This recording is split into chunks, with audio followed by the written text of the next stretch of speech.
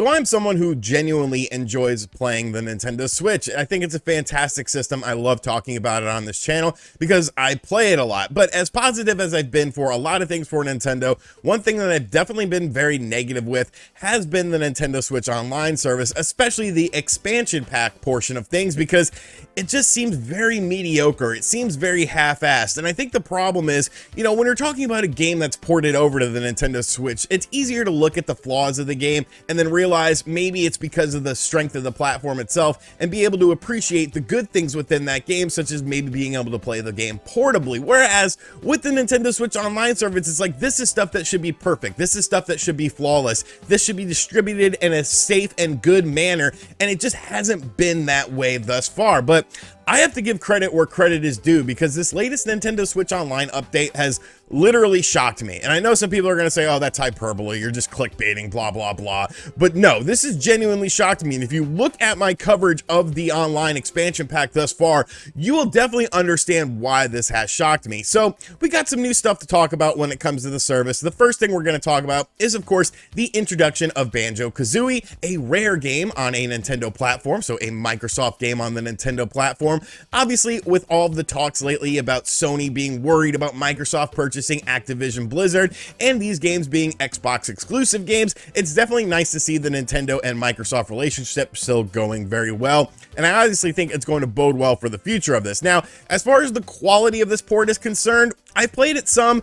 It seems good to me. You know, it seems decent to me. I'm definitely not a BanjoKazooie connoisseur, so if there are major problems within this game, I wouldn't be the one to actually talk about them. I've looked around online. Nobody seems to be complaining about it too much or showing any sort of glitches, major issues, or anything like that. So it seems like this version of the game on the Nintendo Switch is pretty damn good. Is it as good as the Xbox Rare Replay game? I mean, no, of course not, because they obviously did things to that version of the game. But as far as being representative of the N64 version of the game with some cleaned up visuals, it does seem like it's hitting the mark with that, so that's a very good thing. Now, of course, one of the things I talked about with BanjoKazooie was the fact that there was over 40 days between the release of Paper Mario and BanjoKazooie being added to the N64 Online service. Obviously, one of my areas of concern was just the timing of the release of BanjoKazooie for the expansion pack portion of the service, because, well, when you look at what they did with Paper Mario, of course, came out on December 10th. BanjoKazooie did not come out until January 20th. So yes, December to January is 1 month, but that's from December 1st to January 1st. When you're talking about the 10th to the 20th, you're obviously going over a month. This was over 40 days since Paper Mario came out on the Nintendo Switch. So I was thinking to myself, well, if they're doing a 40-day gap, more than likely we're not going to get a game in the month of February, because I mean, God forbid Nintendo just gives a roadmap or something like that, but they actually did something very impressive last night. Now, this is not the shocking part, although I will say I was a bit surprised to see this, and that is that Majora's Mask will be the next game released for the N64 Online expansion pack, and it's coming in the month of February. Once again, Nintendo does not give an actual release date for it, so it's not like you could circle your calendar, your Balan Wonderworld calendar, and figure out when this game is going to come out. But I do think it is good that a game is coming out in the month of February, because obviously February is a short month. I'm not sure if this year is a leap year or not. I'm sure people will let me know in the comments, but we do know that February, is a short month no matter what. Even with the leap year, it's only 29 days. So, you know, it looks like we won't have to wait quite as long, unless, of course, this game comes out in the last week of February, which, I mean, it could. Now, as far as Majora's Mask is concerned, I think people are going to enjoy this game. Me, personally, not the biggest fan of this game. Honestly, I liked it when it first came out, but it was definitely weird. And I think it's weird in a good way from the story standpoint, because it's definitely, you know, kind of a darker Zelda game than you've ever gotten up until that time frame. However, I didn't like the gameplay loop in it. Yes, it played a lot like, of course, Ocarina of Time, which I was such a huge fan of, but it just felt kind of different than that because of the whole mask system and the time system and stuff. I don't know. I played it once again when the 3DS version of the game came out. And I definitely enjoyed it a bit more on the 3DS than I did initially on the N64 because of things like the quality of life improvements that they did to the game. Now, obviously, those quality of life improvements are not going to be included in this version of the game that comes out because it's the N64 version, it's not the 3DS version. So it'll be interesting to see if this game is held up as well as a lot of people like to think it has. A lot of these people are obviously playing things like emulators nowadays. They're obviously playing the 3DS version of the game, which in my opinion are the superior versions of the game. Like I said, it's a great game. You know, I know people love it. I know for some people it's their favorite Legend of Zelda game, but for me, it's not up there. You know, it's a game that I don't think it's bad or anything like that, but I'm just not a huge super fan of it like I am of other Zelda games. But speaking of Zelda, here's where the shock comes in. Here's where the surprise comes in, because you remember when The Legend of Zelda actually came out, Ocarina of Time, on the N64 Online expansion pack, it was part of those first 10 games that came to the service. And people quickly realized, hey, some issues here. There's some graphical issues here. There's input lag in the game. Now, the input lag didn't seem to be that bad to me personally, but once again, I only played the game just for like an hour or so, so I didn't really get super far into it because I've played it a million times. And then once I heard about the input lag being a prevalent thing, I was kind of like, oh. And then we got the whole graphical glitches in the game where it was just like, oh, they completely screwed up the water in this. They completely screwed up the textures and the fog. It's like, what is going on here? How did you butcher your game so much? So of course people went back and looked at the version on the GameCube. Some people said, oh, because it's the Japanese version of the game. It's a Japanese version of the ROM. That's why the graphics were glitched. But it seems like that wasn't the case, because in a shocking move, Nintendo actually updated it. They updated the game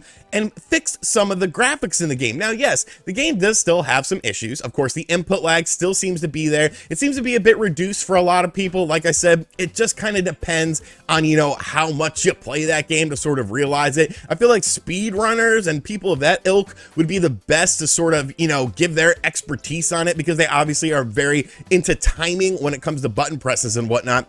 But they fixed some of the graphical glitches, because here's a before picture of The Legend of Zelda Ocarina of Time, and here's an after picture of The Legend of Zelda Ocarina of Time on the N64.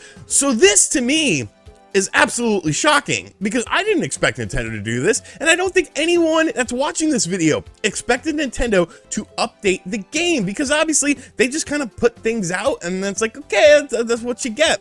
But they're obviously listening to fan feedback with this. They're obviously paying attention to what is happening with this N64 online service. Now, why would that be? Well, because it seems like a lot of people aren't really thrilled with the expansion pack portion of things. Yes, there still are a million problems with it. We still don't know exact dates of when these games are going to come out. We still don't know if any Sega Genesis or NES or Super NES games are going to come out in the month of January. Of course, we got Paper Mario on December 10th, and then towards the end of December, we actually got 5 Sega Genesis games added, including Dynamite Headdy, which awesome game. You guys definitely need to check that out if you've never played it on the Sega Genesis. But this to me was very shocking, because it looks like they're actually improving it. And you know, with things like this, with things like improving the online servers for Pokemon Legends Arceus by using the new service that we talked about 2 days ago or so on the channel, I think this is a very, very good sign. And it's a very un-Nintendo sign, because unless it's a game-breaking bug or something,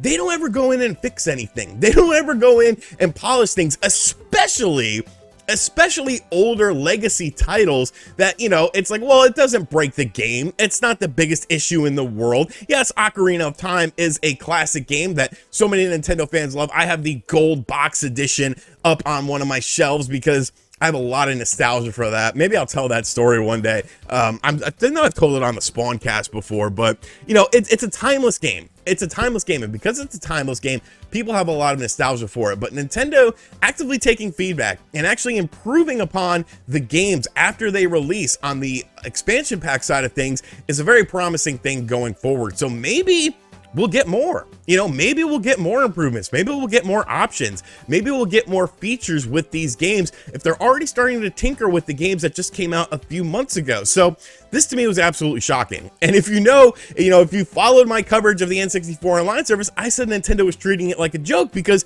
I mean, they were treating it like a joke. They were just releasing crap, giving you no timelines, giving you no release dates, releasing games that had issues with them, graphically speaking. But now now they're changing their tune. They're going back. They're fixing these games and making these games better experiences for people, which I'm shocked. I'm shocked. It's you know, if it was a game-breaking bug, sure, I could see Nintendo going in and fixing that, something like the Paper Mario issue. But an actual just graphical issue in the game definitely shows that maybe there's something more to the service. Maybe I've been a bit too harsh on it, or maybe I'm being a bit naive with this. You know, is Nintendo just trying to do little things along the way to make these games better experiences for people?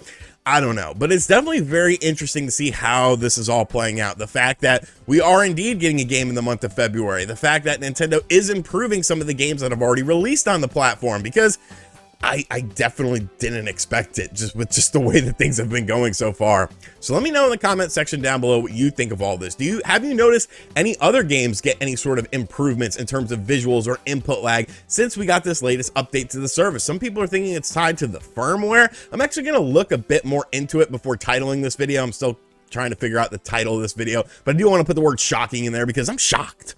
I'm shocked! And as always, guys, thank you for checking out this video. If you are new to the channel, be sure to hit that subscribe button, like and share the video. Check out other videos on the channel from this week because, man, I uploaded a lot of videos this week. There was a lot of stuff to talk about. And as always, I'll catch you guys on the next video. Later.